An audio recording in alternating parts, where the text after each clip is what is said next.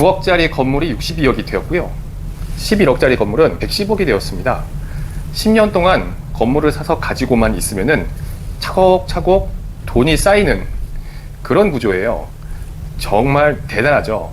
돈을 버는 성수동 이야기인데요.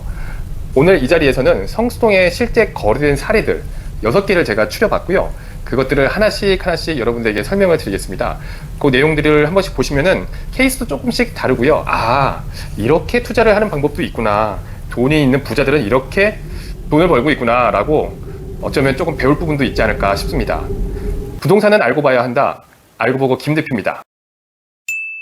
첫 번째 건물입니다. 위치는 성수동 2가구요. 315-53 연무장길 6번지예요. 연무장길 메인은 아니고요. 메인 라인에서 조금 이면으로 빠지는 그런 위치에 있는 건물입니다. 보시면은 2020년 11월에 55억에 거래가 됐고요. 그리고 5년 후인 2025년 정확히 11월에 190억에 매각이 됐어요. 5년 만에 135억이 오른 겁니다. 3.5배. 아, 대단하죠? 건물 조건을 보면요. 대지가 157.7제곱미터. 그러니까 3,515. 약 50평이 조금 빠지는 거죠. 50평이 조금 안 되는 거고. 연면적 432제곱미터입니다. 5층짜리 건물이에요. 2025년에 지어졌다고 말씀을 드렸죠. 여기서 주목할 부분이 있어요. 2020년에는 55억에 샀는데 이때는 5층짜리 건물이 없을 때예요. 그냥 땅을 사서 새로 신축을 하고 그리고 다시 2025년에 재매각을 했다는 거죠.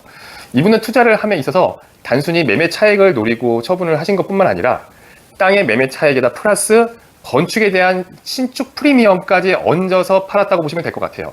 가치를 최고로 극대화해서 팔아버렸다는 거죠. 5년 사이에 땅값도 오르고 신축 프리미엄까지 더해진 거예요. 성수에서 신축을 해서 매각을 하는 이런 투자 방식이 얼마나 효과가 있는지를 극단적으로 보여주는 케이스입니다. 두 번째 사례는 성수동 2가 316의 25번지 연무장길 41의 14입니다. 연무장길 메인도로에 붙어 있는 거예요. 이거를 보시면은 거래 금액을 보시면 2017년 5월에 9억 2,500. 그런데 2025년에는 62억에 매각이 됩니다. 8년 만에 6.7배 정도 올라간 셈이더라고요. 그러니까 9억이 62억 원이 됐어요. 이거는 조건을 보시면은 대지는 33평, 연면적은 42평밖에 안 돼요. 되게 조그만 건물이요. 큰 건물도 아니고 땅도 33평이니까 크지 않습니다. 1971년에 지어졌고 2층짜리 건물이에요. 71년에 지었는데 건물을 새로 리뉴얼을 하거나 신축을 하거나 그런 건 전혀 없었어요. 계속 가지고만 있는 거예요. 야, 여기 중요한 포인트는 아까도 말씀드렸지만 리모델링도 안 했고 신축을 한 것도 아니고 단지 가지고만 있었다는 거. 그랬는데 저절로 땅값이 올라갔더라는 거죠. 얼마로? 9억에서 62억으로요. 엄청나죠? 무슨 얘기냐면은 건물을 신축하는 것도 굉장히 중요하지만 이 메인길에 있는 핵심 거리에 있는 경우에는 그냥 가지고 있는 것 자체만으로도 값이 엄청나게 뛸 수 있다는 거고요. 성수에서 입지가 얼마나 중요한지를 극단적으로 보여주는 사례입니다. 세 번째 사례입니다. 제가 보기에는 이 6가지 사례 중에 이 세 번째 사례가 가장 드라마틱한 사례가 아닌가 싶은데요. 소개시켜 드릴게요. 성수동 2가 310-3이고요. 성수 1호 7길 46번지예요. 거래 내용을 보시면은 2014년 4월에 11억 4,500이었는데 2025년 4월 되면은 110억에 매각됩니다. 딱 11년 만에 10배가 된 거죠. 와, 11억이었는데 동그라미가 하나 더 붙어서 110억. 건물 조건을 볼까요? 대지가 36평. 마찬가지 땅이 크지 않죠? 연면적도 52평. 준공연도가 1976년 된 2층 건물. 케이스 두 번째 거랑 좀 비슷한데요. 진짜 작고 낡고 오래된 거예요. 그런데 이 케이스가 특별한 거는 뭐냐면은 2014년이잖아요. 2014년이면 성수동이 소위 뜨기 직전입니다. 뜨기 전이고요. 이때 당시에는 성수동이 수제화라든가 가죽공방, 수제화나 가죽공방들이 가득하던 시절이에요. 이때는 성수동에 제 기억이 맞다면 가죽공방이나 수제화를 다루는 업체인 경우에는 성동구청에서 지원금도 일부 나갔던 것 같아요. 그렇게 활성화시키기 위해서, 특화를 시키기 위해서 노력했던 곳이거든요. 그런데 이 지역에 11억으로 조용히 땅 투자를 한 겁니다. 투자를 해놓고 11년 동안 그대로 묵혀 있었던 거죠. 묵혀놓고 나니까 110억이 됐네. 야, 이게 바로 선점 투자의 힘입니다. 성수가 뜰 거라고 아무도 확실하지 못했을 때 이 사람은 먼저 투자를 한 거고요. 모르겠어요. 이 사람이 성수동이 뜰 거라고 설마 생각을 이렇게까지 했겠어요? 투자를 했는데 잘 굴려나 보니 이렇게 된 거다라고 보시는 게 맞지 않을까 싶습니다. 내일 일을 우리가 어떻게 알아요? 그쵸? 네. 지금 시점에서 이런 케이스를 보면은 우리가 기억해내야 될 부분 중에 하나 있어요. 지금 2026년인데요. 지금 성수동에서 2014년 때 그 자리는 어디일까라는 겁니다.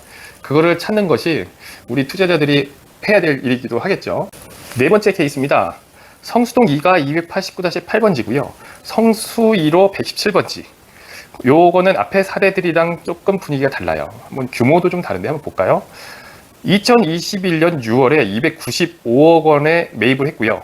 2025년 8월에 360억에 매각을 합니다. 그러니까 4년 만에 65억이 올라간 거죠. 배율로 보면 1.2배 정도 올라간 거예요. 뭐 앞에 케이스들 1, 2, 3번이랑 보면은 그다지 성공한 투자라고 보기는 좀 어려워 보이죠? 그런데 꼭 그것만도 아닌 게 이거는 보시면은 건물이 좀 큽니다. 땅도 좀 크고요. 대지가 206평이고요. 연면적이 981평. 보이시죠? 8층짜리 건물입니다. 2015년에 신축한 건물이고요. 295억짜리 건물이 4년 만에 65억에 올랐다는 거는 절대 금액만으로 보면은 65억도 결코 작은 건 아니잖아요. 그런데 기존의 1, 2, 3번 케이스 같은 경우는 작은 땅 내지는 볼품없는 것들을 다시 개발을 하거나 깔고 앉아 있음으로써 그 지역이 좋아져서 금액이 올라간 사례라고 본다고 하면은 이거는 땅도 제법 큰데 그 땅 위에 건물이 꽉 차서 올라가 있어요. 그래서 토지에 대한 최유효 이용을 충분히 하고 있는 상태에서 그 가치를 최대치로 끌어올린 상태에서 매각이 되는 거죠. 그래서 이거는 매수자보다는 건물을 판 측에서 이미 가치를 충분히 평가받아서 차익을 실현했다고 보셔야 됩니다. 그리고 이 위치가 성수역 인근이거든요. 정확히는 성수역에서 북측. 제가 이전 영상에서 성수역 북측을 한번 주목하라고 했었는데요. 보시다시피 아직은 거래가가 매매 차익이 많이 올라가지는 않았어요. 즉 어떻게 보면 올라갈 가능성이 있다라는 의미이기도 하고요. 한편으로는 아직 이 지역이 많이 활성화되어 있는 곳은 아니구나, 개발이 많이 된 곳은 아니구나 라는 걸로 이해하시면 될 것 같습니다. 다섯 번째입니다. 성수동 2가 278-56, 성수 1호 26기 19번지입니다.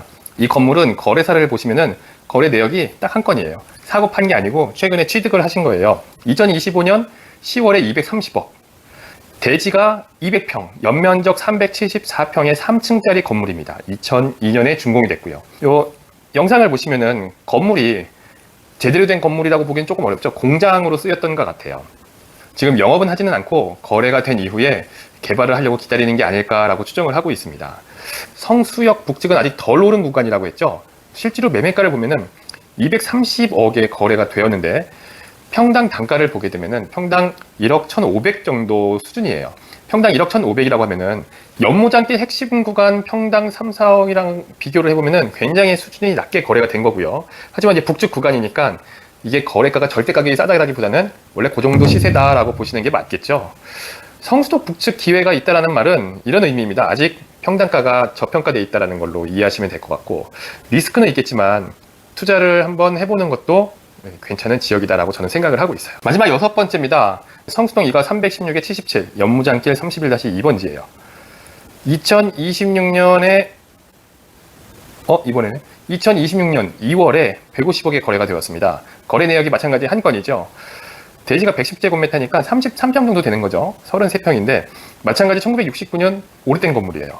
그런데 150억. 이거를 제가 꼽은 이유는 뭐냐면은 이게 거래가가 4억 5천입니다. 최근 연무장길에서 가장 거래가가 높이 찍힌 사례가 바로 이 사례거든요. 4억 5천에 찍혔다고 말씀을 드렸죠. 2026년 2월이니까 불과 2달 전, 얼마 안 된 거예요. 가장 따끈따끈한 거래 사례라고 보시면 될 것 같습니다. 연무장길 메인 도로변은 건물이 낡았느냐 아니냐에 관계가 없이, 신축이냐 아니냐에 관계없이 금액이 계속 최고가를 찍고 있고요. 이거는 성수동의 아주 좋은 그 메인 자리에 있는 것들은 어디까지 올라오고 있는지를 정확하게 보여주는 그런 데이터라고 보시면 되겠습니다. 다 말씀드렸는데요. 이 6가지 거래에서 공통점이 있습니다. 3가지가 있는데요. 하나씩 말씀을 드리도록 할게요. 첫 번째는 시간이 길수록 그 투자의 배율도 커진다는 겁니다. 가장 오래 보유한 케이스가 10배거든요. 아까 제가 소개시킨 거 다시 조금씩 체크를 해보면, 기억을 해보면은 5년 투자했던 거는 5년 동안 보유했던 거는 3.5배, 8년 동안 보유했던 건 6.7배, 11년 보유한 건 10배. 이게 묵히면 묵힐수록 금액이 올라가는 구조예요. 그렇죠? 보통 투자는 단기 차익보다는 장기 보유를 하면서 묵혀둬야 제대로 된 투자가 될 수 있다는 것을 보여주는 사례들이 제법 많이 있다는 겁니다. 두 번째는 입지가 모든 걸 증명한다는 겁니다. 같은 성수동이라도 위치에 따라서 평당 가격이 완전히 달라요. 성수역을 기점으로 해서 남쪽은 최고 평당 4억 5천까지 거래가 되는 반면 성수역 북측 같은 경우는 비슷한 시점에 거래가 되었는데도 평당가가 1억 1,500 정도밖에 안 되거든요. 그래서 위치가 어디냐에 따라서 토지의 가치와 가격이 굉장히 많이 벌어져 있다는 걸 보실 수가 있고요. 세 번째는 노후된 건물이 많음에도 불구하고 생각보다 큰 자금들이 몰려오고 있다는 겁니다. 6개 케이스 중에서 4개가 1960에서 70년대에 지어진 굉장히 낡은 건물이고, 그 낡은 건물이라고 하면은 건물값은 사실상 없는 거고 그저 땅값만 있는, 위치값만 있는 거거든요. 이 사례를 보면 알겠지만 건물 자체를 산다라기보다는 땅 위에 있는 이 활용 가치 자체가 무엇이냐를 보고 평가해서 구입을 한다라고 보시면 되겠습니다. 성수에서 노후 건물이라 저평가가 돼 있다라고 하면은 그건 바로 투자의 기회가 될 수 있다는 것을 기억하시면 되겠습니다. 그런데 여기서 하나 꼭 짚고 가셔야 될 게 있습니다. 최근 인터넷 뉴스 보도에는 이런 내용이 나오거든요. 성수동 올해 1분기 임대가격 지수 상승률이 전국 1위입니다. 연무장길 전용 면적 28제곱미터 1층짜리 건물의 월세가 2,400만 원이 나왔대요. 평당 280만 원 수준입니다. 서울의 평균 임대료가 참고로 약 17만 원 정도 되거든요. 그러니까 서울 평균 임대료랑 비교할 때 16배가 높은 거예요. 임대료가 올랐다는 건 좋은 신호처럼 보이지만 한편으로 보면은 그곳을 사용하는 임차인들에게는 너무나 고통스러울 수 있다는 겁니다. 점점 사업하기가 어려워지는 거죠. 실제로 성수동 상권 점포수는 2022년 대비해서 700개 정도가 사라졌다고 합니다. 수제화 공방, 소규모 카페, 원래 성수의 정체성이 있던 그런 것들은 모두 떠났고요. 대기업 브랜드가 그 자리를 모두 채웠습니다. 어쩌면 이것은 젠트리피케이션의 시발점이 될 수도 있는 겁니다. 가로수길이 그랬고 경리단길도 그랬어요. 성수라고 꼭 다를 거라고 생각할 수는 없습니다. 다만 성수동이 다른 지역과 조금 다른 것은 크래프톤이라든가 무신사 같은 대형 브랜드의 회사들이 자산을 직접 매입을 하고 투자를 하면서 성수동을 공략하고 있다는 점이 다소 다른 점이라고 볼 수 있겠습니다. 이 점을 봤을 때 어쩌면은 성수동은 젠트리피케이션을 피할 수도 있고 아니면은 젠트리피케이션에 다가가는 걸 수도 있고요.